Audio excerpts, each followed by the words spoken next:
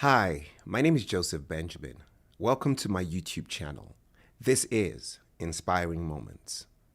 Yes, yes, yes, yes, yes. The amazing Florence Fasson is in the. Hi, people. Hi, Florence. How are you doing? Good to have you here. Thank you. I'm doing awesome. And yourself? I'm doing very well. I just want to first off say thank you for accepting to come on and be a guest on this series. I know you have a busy schedule. You have a whole lot constantly, and I do not take Yeah, your time here for granted. I appreciate you taking out time to come here to inspire people with your life, to help people grow, to share your journey, your process. absolutely. Thank you so much. I Thank you. appreciate you for that. You know, you're priceless. I can't say I would want to give you a certain thing to appreciate you, but I honestly, because I know you desire to help people grow, and that's why you're here. That's something you're passionate about.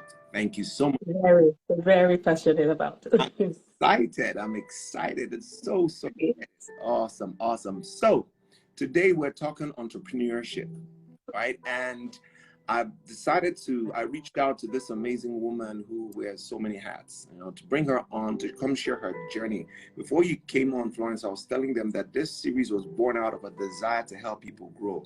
So a lot of us are walking on the shoulders of giants, people who have gone ahead of us, who have paved the way. There are a lot of things they've done to help us navigate our way effectively. Mhm. See the to-dos and not to-dos as we walk on this path of life. So we, on our own part, we're charged with that responsibility to help those coming behind us, to help them navigate Yeah. their way. All right. Awesome. Thank you so much. All right. Today we're talking entrepreneurship, and my guest is the amazing Florence Fasson. So, Florence, please tell us about yourself and what you do. Okay. Hi, everybody. My name is, I always have to add the title Yes. because I earned it. Yes. Dr. Florence Fasson. And as Joseph rightly said, I wear a lot of hats. Um, I'm an entrepreneur. Let me start from family. I'm a wife, mother. I'm an entrepreneur, and my biggest goal is to inspire and empower. And that's why I'm here today to, kind of share my story and get, to people to get inspired and see how, I've lived and survived being an entrepreneur. So yeah, that's a short cap of who I am. Awesome. I like that. Very straight to the point. Yeah. Apologies for not addressing you appropriately. Yes, people, she is a doctor. She has earned it. Okay. So please, hence, address her as Dr. Florence Fasson. All right. She has earned it. Awesome. Thank you so much for telling us about yourself and what you do. All right. Very quickly going in now, Dr. Florence. This series is designed and poised to inspire people. So everyone who comes here definitely is motivated and inspired by something. Your journey, of course, has been inspired by something or born out of something. So you care to share with us what inspires you to do what you do? Yeah. Okay. I have a short story, and the story is the reason of who I am today. And I tell this story because I feel it's something that a lot of us can relate to. We all have 9 to 5s, which we depend on, especially if you live in the States or abroad. Your 9 to 5 is your key. And for me, at one point in time, I knew I had that as my all. But one fine morning, I went to work and I was told that that was my last day. And you can imagine the disappointment, especially for me then. I didn't even have a savings, no savings, nothing, no fallback. So, very disappointed at that point. But I picked myself up from that moment, knowing that I needed to look for ways to have multiple sources of income so that disappointment will be something that, if at all happens, won't eat you out, or at least you have a fallback plan. And that opened me to a lot of I would say a lot of things, Joseph. I now, started, the first business I had was a fashion consulting company to try and help people to style people. And then I went out, I own my own shoe line. I'm a founder of a pageant. I do classic cocktails. So I open myself to many possibilities. At the same time, still holding on to a 9 to 5, because a lot of people don't even know that a 9 to 5 is a source of income. They're like, oh, I want to do business. I want to do business. But if you manage yourself well and understand the principle of making multiple sources of income, your 9 to 5 too is even one. So yeah, I would say that moment was pivotal, because that's what led me to become this serial entrepreneur. And yeah. Awesome. There's something you said that was so profound. You said, you said if you had other sources of income, you would not have found yourself in that predicament. It's usually, it's sometimes we usually have short-term plans over having a long-term plan, and forgetting, Yeah, absolutely. if you just work or you plan to accommodate your now, all right, and you don't plan to accommodate your tomorrow, what happens is one of two things is either you will consume what your now provides for you, No, and exactly. no resource for your tomorrow, or secondly, it's either you then grow in capacity and then your now is unable to accommodate your. To accommodate. Mm-hmm. This is one of Absolutely. people. Yeah. People do not put this into consideration when they make plans for life and all. Okay, so I see that. Of course, no one desires to be laid off their job. I know. Mm-hmm. I think it's Warren Buffett. One of his famous quotes that say, like, if your salary is your only source of income, then you're in trouble. You're in trouble. I will tell you that for sure. You're in trouble. That's why it's key to constantly, what's it called, have multiple, so try to develop multiple means of generating multiple streams of income, especially if you look at your responsibilities. If you're one who probably, maybe there are not a lot of responsibilities before you probably might be able to juggle it for the time being, but as you progress, your responsibility increase. Absolutely.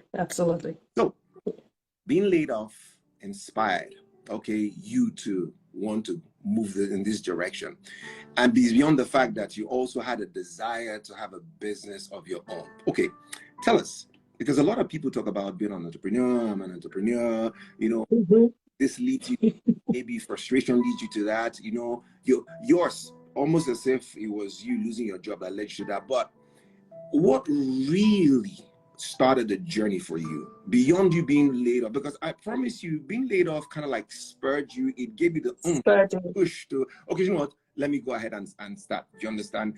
If you had not been laid off, would you have followed that path? That's my question. Like, what made you, what inspired you to start the journey? How did you start? Because okay, so if there's anything other than that, it's important that we all have financial independence. So be you a married woman, single, or divorcee, financial independence is important. So for me, that moment too was pivotal, because I knew that I needed to have something that I was bringing forth as a human being, generally first. So financial independence is a drive. And then the fact that I got laid off. So that the combination of both is my drive to my journey. Okay, fine. That Mm-hmm. see, there's something I posted recently. I told people, I said, look, people are quick to talk a good game and tell you how they can help you achieve XYZ. I said, I'm not interested in your XYZ. I'm more interested in your ABC. How did you start? Because you were laid off, you became entrepreneur. you don't just become an entrepreneur without resource. You don't become an entrepreneur True. without the That's true. capacity to. So what was it? Okay. How did you build the How did we? start Okay. to become an entrepreneur? Because that's what Entrepreneur. I'm about. So people want. Okay, and that's a very good question, because if you don't understand, okay, we have the drive, we have the passion. For me, I would say it was more of okay. So you get laid off and you're sitting down and wondering, okay, how did I get myself in this position where I have nothing to fall back on? So I have a reason. And then the next thing I thought was, okay, what can I do? What else can I do? Because I didn't have the business existing at that point, remember? So it's another layer of, soul searching, thought-provoking questions. What do I like to do? What else? What can I do that can make a difference, that will bring value to people? So you go through all those questions, and that was when I discovered, okay, I have a passion for fashion. And it's something I've loved doing for a long time. So it channeled me towards that direction. I became an image consultant, where I style people. If people needed a special occasion, they come to me. Wardrobe consultation, corporate consultation. So it was driven by my passion of what I love to do. Okay. Did you get so the question? Because I'm sure some people ask, because first off, you were laid off, you didn't have savings. Okay, so you don't just go into a business without capital. Did you get funding? That's my question. Oh, good. Did you get funding to start this business, or how about it? So again, I think I've already even answered that, because when I said I didn't even have a source of income, as in a fallback plan, no savings. In life here, sometimes it's almost like paycheck to paycheck. So good question. For me, I had to dip into, it's almost like a deep dive into something where that I was going to offer, that I was going to be paid for. So think about it. I wasn't going to buy a wardrobe. I'm styling you. So the first thing, I looked for something that will pay me for my service. Okay. Do you get that? So you don't necessarily have to have that income ready.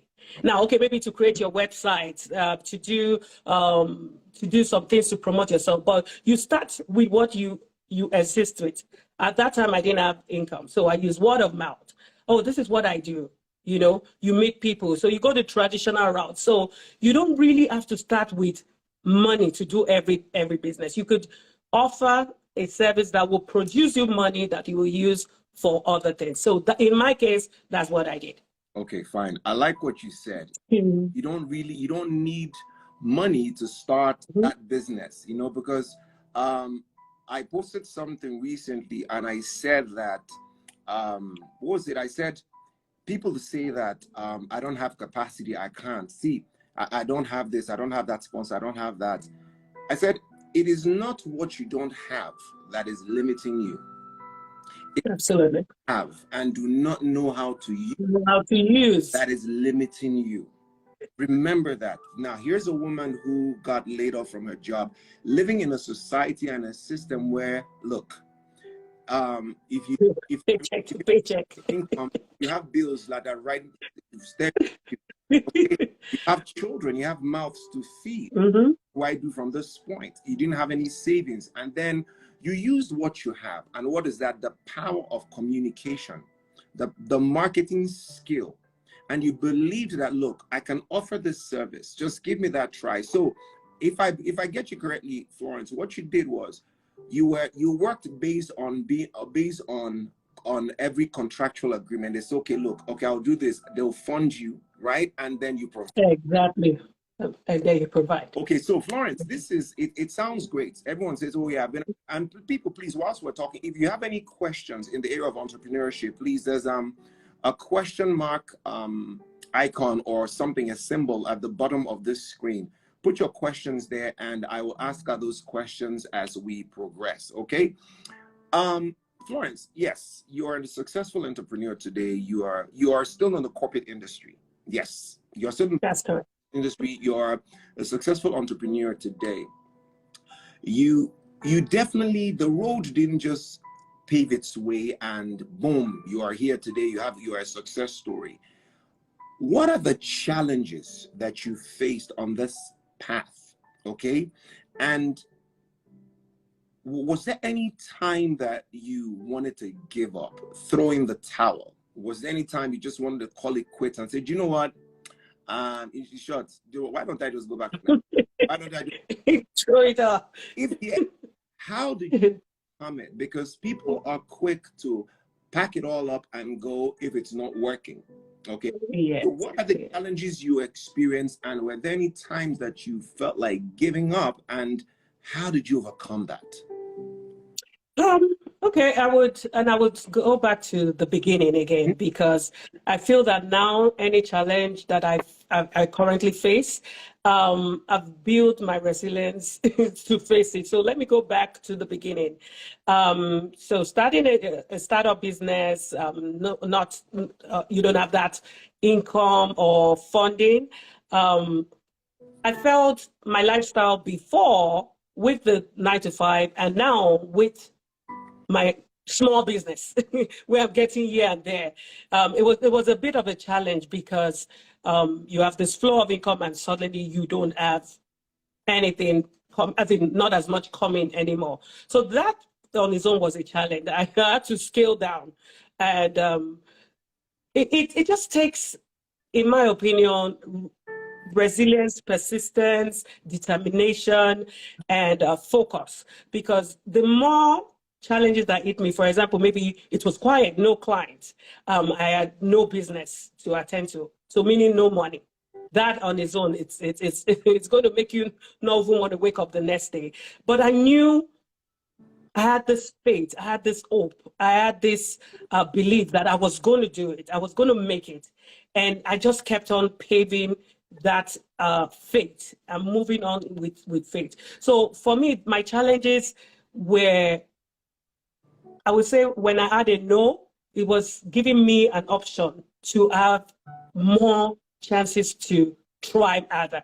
So yeah, challenges will come. You would have days where you will feel, okay, this is not working. You want to give up. But number one, I didn't even have any other means. So I was so focused on making this work. And so I kept at it. So persistence, tenacity, focus, determination were my key at that point. Okay, these are the good stuff. Let's get deeper. When you grow up, all right, you have children to take care of. You have That's true. Eat. You have bills to pay. Yep. People right now are saying, okay, yes, yeah, and she's overcome, but you know, how does that really inspire me? Who is sitting here? I don't have any sort of income.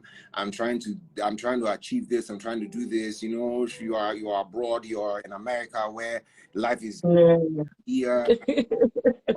Florence, how did you survive? Because the truth is, I see a success story. I see the woman who is doing great things today. I've known you for a while.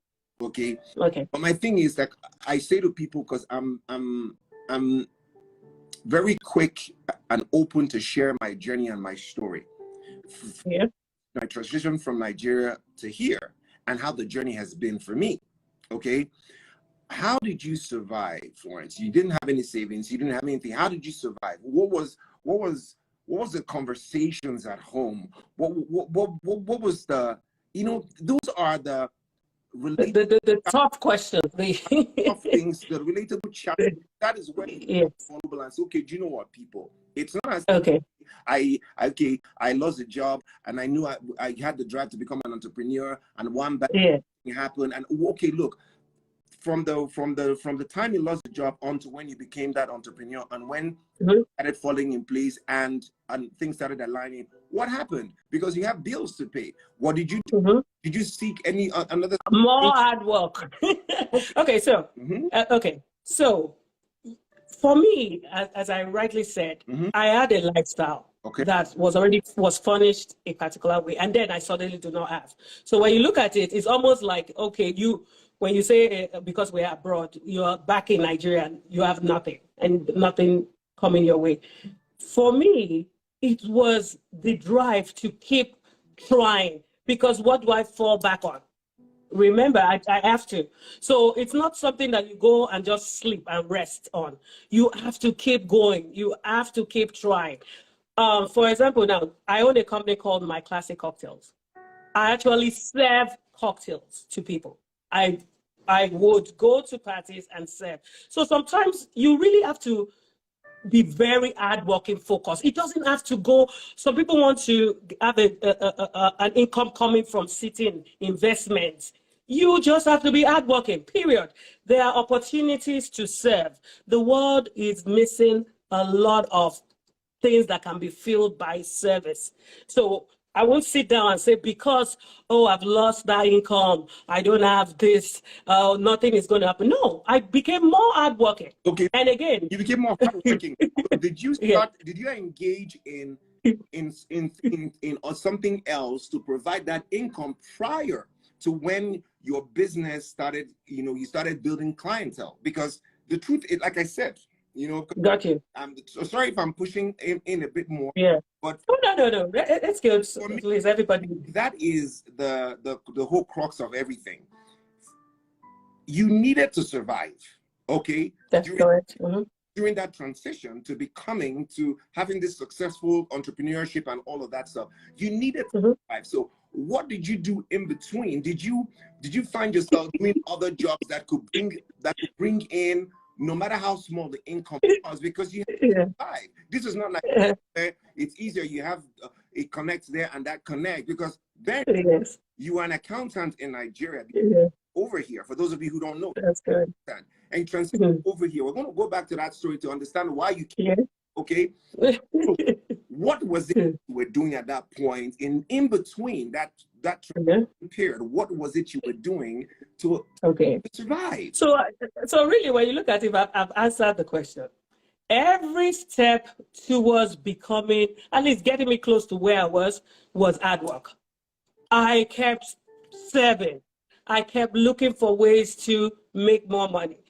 Coming from, starting from having been a consultant, going to companies, going to make business, meeting up with people, serving people. That's where you get your money from.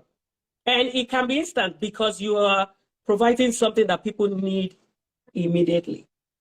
So for me, that was my own fortunate story of being able to say, okay, I don't have this anymore, but now I do.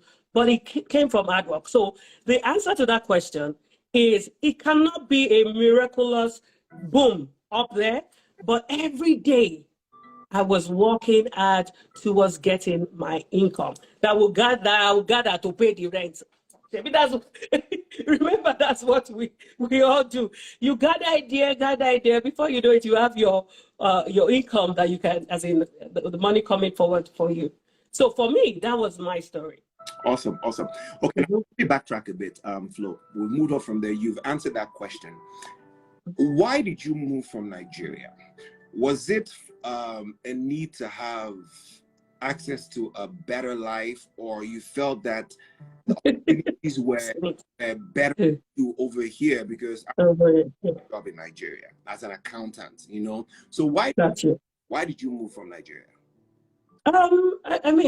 I think I would answer that from a place of everybody's story that I've come. For the most part, it's for a better life. While I was there, as you said, I was an accountant working, the source of income that we were receiving was not even, I don't think I would say matches what we do. And I knew that there was a better opportunity abroad. So yes, for a better opportunity. Again, America, the American dream. You come and if you're hardworking, you succeed. Now, not if you are lazy. If you're hardworking, you succeed. So yeah, my drive, my move to come to the States was driven by, a better life, better opportunities, which we all are looking for. So it's safe to say, whilst you were in Nigeria, you've always had this desire to own something of your own. These things, so it's not as if the circumstance gave birth to this these things that you have now, becoming an entrepreneur? Because some people, circumstance could drive you to, but some, they've always had the desire, then something sort of like happens and creates the environment. Yeah. It's safe to say you've always had this desire. And what go ahead. Yeah, I think the only reason I now know that is because of my experience. As a dad, I was just going, I think I would say I was just going with the flow. Now I know that I actually have a, maybe a drive that, makes me understand that, okay, I cannot be in this low point or stay in that low point. Maybe that. But as a then, you're more like, you're young, you want to, it's better abroad. The people abroad are coming back and they're telling you good stories. So you want to go. But upon getting there, it's another journey. It's another story of how you really can make it. A lot of people think, oh, I'm abroad, and automatically life is better. It could be, but with hard work as well. So yes, it could be, because everyone's story is different.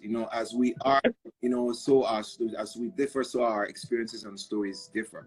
yeah, Want to come abroad? Yes, it's a great life, no doubt. I say to you, the system works and all, but understand this, that I said recently in a conversation with somebody, I said, look, the only thing that separates us or kind of like differentiates us from the other, like I know one race that, or ethnicity as it were, that thrives in this system are the Asians and all. I said, look, information is what information is what separates us from them. Okay, absolutely. a lot of us come on the backdrop of let's go and see how it is. Let us just go. It's a better life out Yeah. that stuff. But we're not duly informed. We're not prepared to get into this system that might try you. It definitely you. And it's either you have that resilience or you are eventually going to have to build that resilience, because I promise you, you will pass through your own, because it's something that it reforms you. It turns you around. Okay. It's either you are seeing the capacity that you have in you that you never knew was in there, or you break, because the capacity you then eventually have to maybe, I don't know, but some people it differs. Okay, so Florence, moving on, you're a mother, all right, and we're in a system where you'd have to have some form, you'd have to have personal discipline and be grounded to raise children. Absolutely. And you've been able to successfully raise two amazing young women. Okay, so tell us how that journey happened.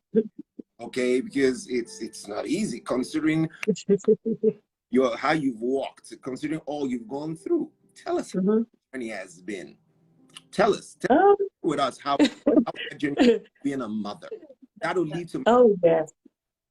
First, it's a beautiful experience. It gives you purpose. So let me start with all the good things that come with being a mother. But I think the biggest challenge is the fear. And when I mean the fear that you don't want your child to be something else, like on the bad side of life. And it's definitely something that I think we all should be concerned about, because we see the world, the influences, a lot of negative influence. Where if you give your child a phone, you're worried, oh God, what they can get from that device. So the biggest challenge is that fear, that, oh my goodness, I want to do this right. But again, let me flip it to the positive. I do my best to ensure that I'm a good example to them. They're girls, so that even makes it even better, because they see me and they're like, oh, okay, this is my mom. I ensure that exactly. I ensure that I take them along in my journey. So even the entrepreneurship, they go with me. They're like a team. The other day, my daughter was saying, oh, I have to increase our pay. So it's as a mother, it's all about laying good examples that they can follow, and they see you go through life and they see how you rose up from it. You know, all those examples are good things that would empower them. So my journey, I would say, has been one that has taught me to be a better person, giving me more purpose, knowing that I'm going to, I have these two beautiful children that depend on me, and I need to ensure that they, you know, go in a good path, the godly way. Awesome, awesome. My next question, I'm kind of like pausing to try to ask that. It's from okay. You've been able to successfully. Somebody says fear. When I think of that, I freak out. I'll ask God for grace. Mm-hmm. You've been able to successfully raise these amazing, great women who are very proud of you. I know the other day I met you at an event, and yes, people, when she said she does serve at hands on her hands dirty, and she goes all the way. That's the way. Like you start saying, if you want, if you want anything done well, put your hands into it. Okay. So over the years, you've ran a beauty pageant, which is this year is going to be its seventh. The year seven. You're right. The seventh. Yes, the 7th year. Yes, 7th. and the beauty pageant is targeted. It's targeted at young women, teenage girls, most especially teenage girls. You know, was it the desire or the experience raising your girls in this society and having to model a life for them to emulate, right? Was that what inspired you to pursue this this idea, this dream, this thing that you founded, the beauty pageant, of course, which I've thankfully I'm honored to have been a part of that journey for a while now. It's been great giving these young girls vision, giving them an identity, them understand themselves, build character, resilience, and all of these things. Was it the experience of raising two girls that gave you a drive to say, okay, why don't I create a platform for these girls? Let me show them, let me groom them to see how to become a woman. What gave you the drive to? The drive. So yes, that I have those my daughters that I want to raise the right way and empower, and that plus my own upbringing. So I grew up in Nigeria, and I would say it takes a village, a lot of influence. You cannot even just walk out looking anyhow. Somebody will correct you, or if you're rude, there's so much influence, outside influence. But now, a lot of girls or children I think the positive influence has reduced, and more of the negative influence. They have the Cardi B, who who's their that they admire. So my thought process was more of, I wanted something, because a lot of people learn more from outsiders. Like my daughters, when you advise them, they might listen more than even me myself. And I know that works because, as I said, I had my sisters, my aunties, friends, family, all put into me to become who I am. My resilience, they're all coming from that village. So my pageant, I would say, is like a village to these young girls. We take the opportunity when they are together with the word pageant, but really we're giving back into them. Like one of the things we do is personal development. This year's theme is how to be intentional. So we use that opportunity to teach them etiquette, how to carry themselves in the public, what to say, what to do. So remember, these are all the things that our village back in the days helped us to do. We're doing that same thing in this process. So my drive, yes, I have two lovely daughters who are girls, and I know what they need. Plus the fact that I see the gap, that growing up was really different compared to now. Their influences are everywhere and mostly negative. So we use this pageant to channel a form of positivity to our girls. Fantastic, fantastic. Which is being intentional about how you raise them. And I dare say that because coming from one who is experienced, I have three girls. One young, one young adult and two teenagers. So I totally Yeah. and You get get it.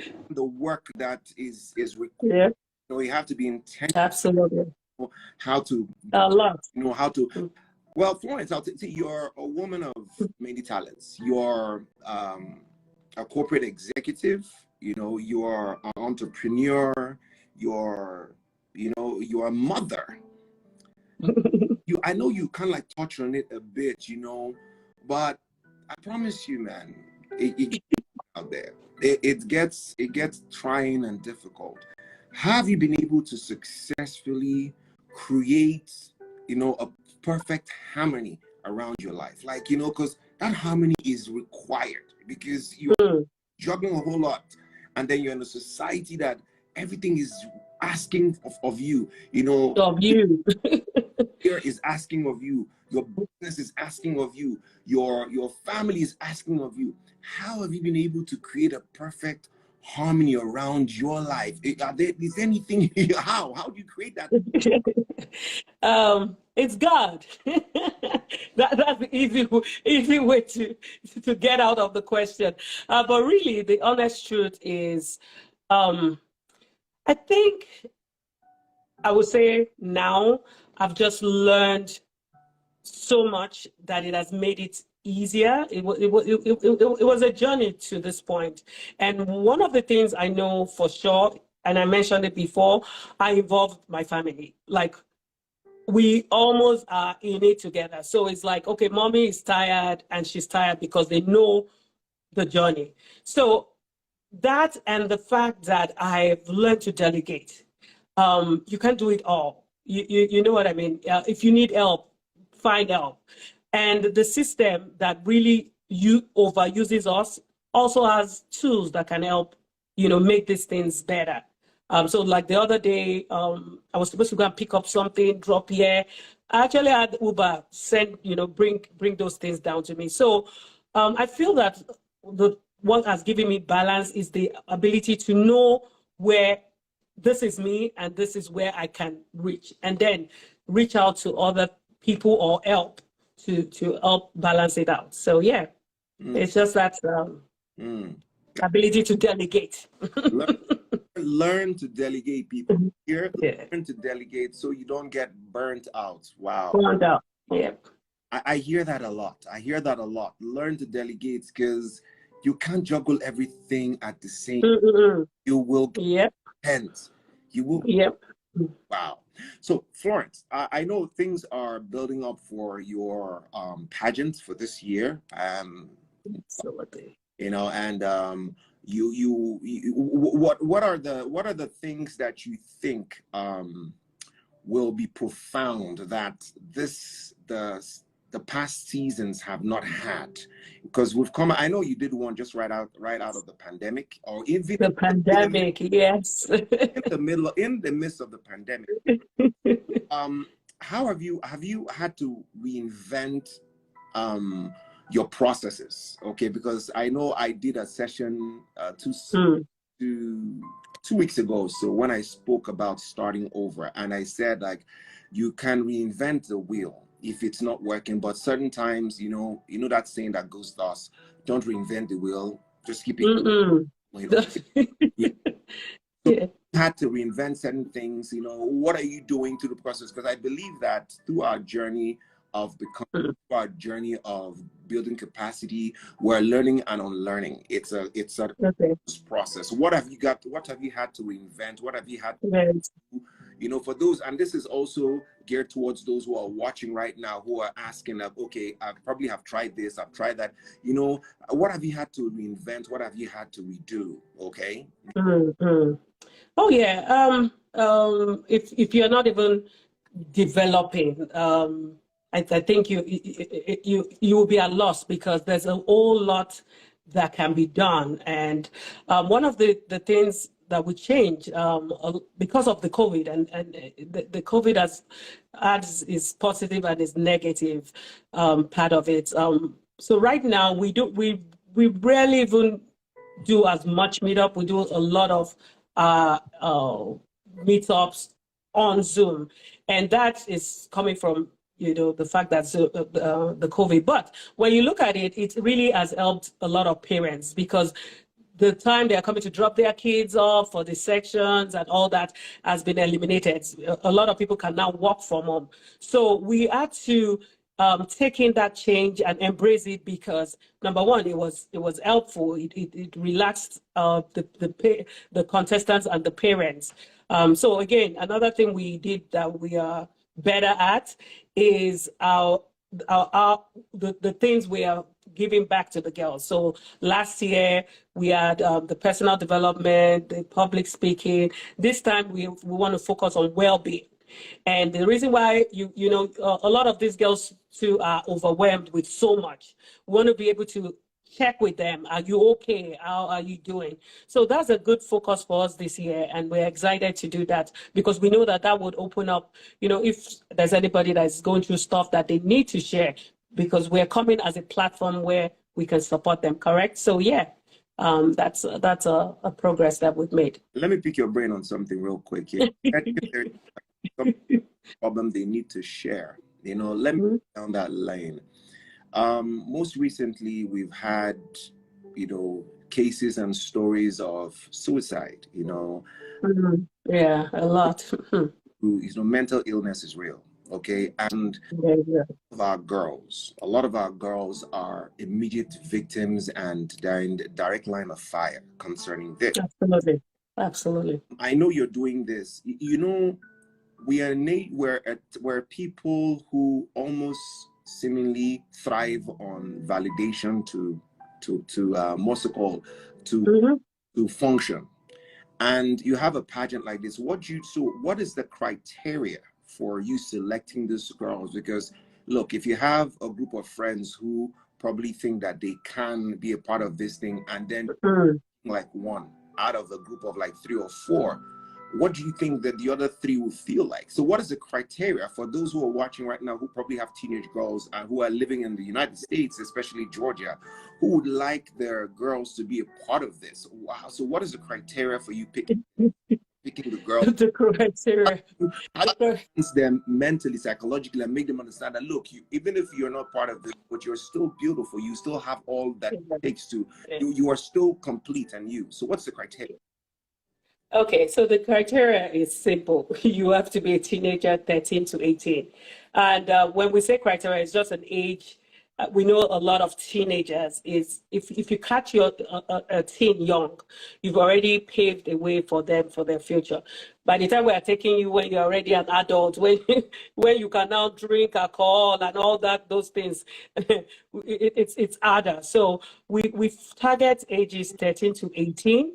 And there's no criteria per se, as long as you're a female born in the United States, this is the pageant, and in Georgia, those are the criteria. Now, we don't discriminate. You're fat, you're thin, you're yellow, you're purple, but our goal really is to inspire. So most of our contestants are really mostly from referral. A lot of the girls that have done the pageant before, they're like, to tell their friends, to come to us. So it's open to all. There's no criteria per se, other than that the age should be 13 to 18 and you should be a female born. Operating female born. Okay. Right, let's leave it there. Let's not dig in any further to that. Thank you so much, Dr. Florence. My last but certainly not the least question here I was asking you is, do you see yourself being a full-time entrepreneur? Like quitting your regular 9 to 5 and doing this full-time, or doing this side by side? Do you see yourself, like, how do you balance it? Because there's some people who probably have a 9 to 5 and they have multiple sorts of streams of income. So do you see yourself balancing this out? Exactly. I see myself retiring into my own world, and I'm in that journey. And again, I'm not going to. I noticed a lot of people have gotten it all wrong, especially when it comes to entrepreneurship and working 9 to 5. And I want to use this forum to clarify. Your 9 to 5 is a source of income, as long as you remember that. If you know that you've now found an alternative, so for example, me, when I find that my business that can supplement or that is mine, that I own, absolutely, I would retire from this. But a lot of people get so carried away with, oh, I want my business, my business. But there's a whole lot to do owning your business. So my advice for any person coming into it is, if you have a 9-to-5 that you can still juggle side by side, go ahead. My end goal is to have my own business, and I would retire in my own business. That's my plan. Awesome. But I don't want to discourage people and say, oh, I'm not going to do this, I'm going to do this. It's a lot of work. Entrepreneurship is not for the light-minded. True, it's not.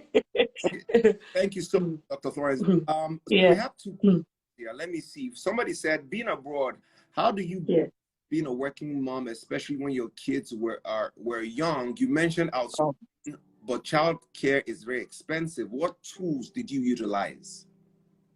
Okay, so and that's major, especially in the States. A lot of times, for the most part, I feel having a sort of friendship or a sisterhood is very important. I had friends where that can help you have your child while you do other things. I'll call it that support system. If you're a mother, you cannot be isolated. You need a lot of support. So that was a very good support for me. I also, at one point, I had somebody come stay with me and help me. But if you can't afford it, your support system are the best. Your friendships, your having people that can connect with you as a mother and that can help you would be the best way. So it's important that you're intentional in creating those connections. In creating those, yes. Fantastic. So the question is, someone says, let me see, I've tried a business and failed, and I seem not to find fulfillment. The only thing I seem fulfilled about is seeing my patients get well. I'm a medical practitioner. Is there anything I'm doing right? What would you advise? Okay. Oh, that is a very good question. And I would say you are doing everything right, because when passion fuels what you're doing, there's a satisfaction. And if that's what you sleep with and wake up with, that would even give you a sense of purpose. So I don't think you're doing anything wrong with that. But in addition, you can also, find, I think what I think is missing is you're not finding the actual joy. You are passionate about it, but you're not exactly happy. So just try and find that happiness in what you're doing, and find even how you can make money from it. True. Okay, fine. And the next question is, what if the 9-to-5 isn't enough to help you in the long term and doesn't give you time to do anything else?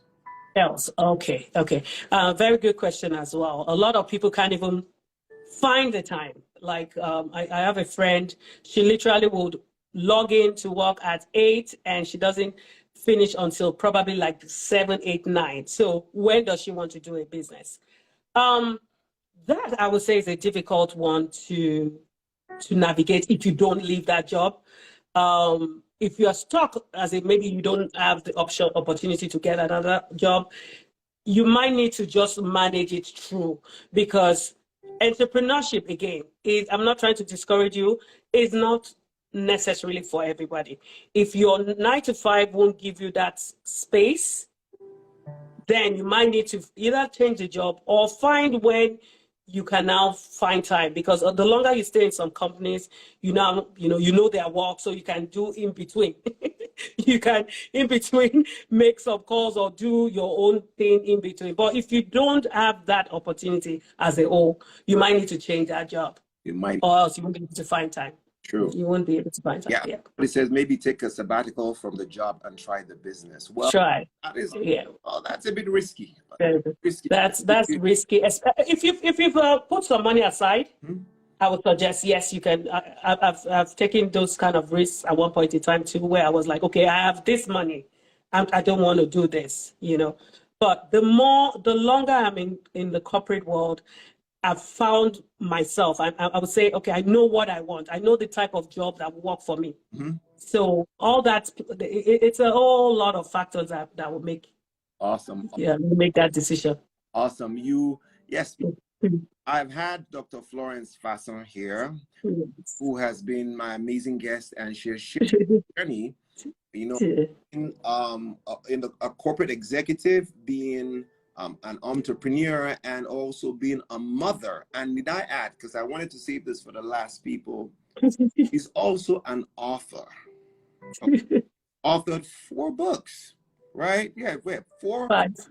5 books. 5 books. So it goes beyond. Yes. This woman is a woman of many talents, And Dr. Florence, where are your books available online? Are they on? Yes, yes.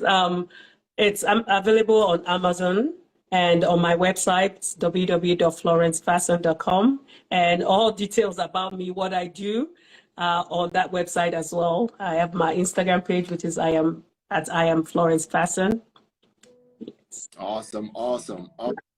Dr. Florence Fasson, let me give you an applause, a round of applause.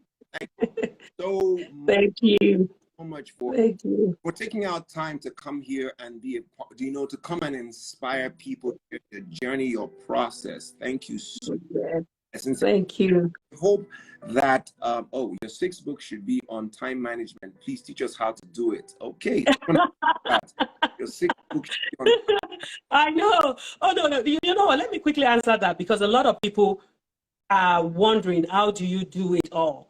I would say time. I understand the value of time, and everything I do about time is intentional. Sometimes you can have 1 hour a day dedicated to something. And that something can be that business. That's, so I can write, I'm an author, I want to write a book. I can say, okay, I'm going to dedicate 1 hour of that day to write that book, right? Or I could say 1 hour of that day to watch Netflix. So really, it's time. It's how you use this limited time that we have. So yeah, maybe the next book will be on time management. But right now, it's on be intentional with your time in my newest book. Okay, fantastic. And Dr. Florence, quickly before you go, what day is your pageant? What day is your pageant? What day is the pageant? Okay, it's July 30th from 2 p.m. to 5 p.m. and it's at the Central Gwinnett High School, the School of Arts. It's going to be fun and entertaining. And again, it serves a purpose. It's to inspire and empower teenage girls and our audience. So I'm so excited. I'm looking forward to it. It's one of my babies. And speaking of those of my audience who are out here in Georgia, Dr. Florence would like to connect with you. So Dr. Florence, is there an avenue for them to be a part of this, to attend your pageant? Yes. Maybe I should be a bit more direct. Are you willing to give out free tickets? Tickets. Yes, absolutely. We have some giveaway tickets. But the only thing we need from you is to go to the website and send us a message, and we'll definitely send some goodies your way. The website is www.misselegancegeorgia.com, and then the email to get this giveaway is info@misselegancegeorgia.com. And do you still have entry for the contestants? No, we've capped. Yes. We are fine. Here, please. Yes. But websites, go to the website. Yes. Start early. And start. Yeah, exactly. But as an audience, you will gain as well. What we do is to make it educative. It's fun and educative. So if you are not a contestant, your kids can be audiences to watch. Could be an audience. Yeah. Awesome. I'm looking forward to it. Yes, people, I will be there live and direct. Hosting the day. All right. I'm honored to be a part of this, to add into the lives of this young girls and help them build and create a personality. So thank you Yeah. so much, Dr. Florence, for your time. Thank you. It's Thank been you an for what you do. This is a lovely platform, and I hope people are empowered by what I've shared. honor. I'm sure they are. Yeah. So much, Dr. Thank you. Thank you. All right. Take care. Bye. Bye, guys.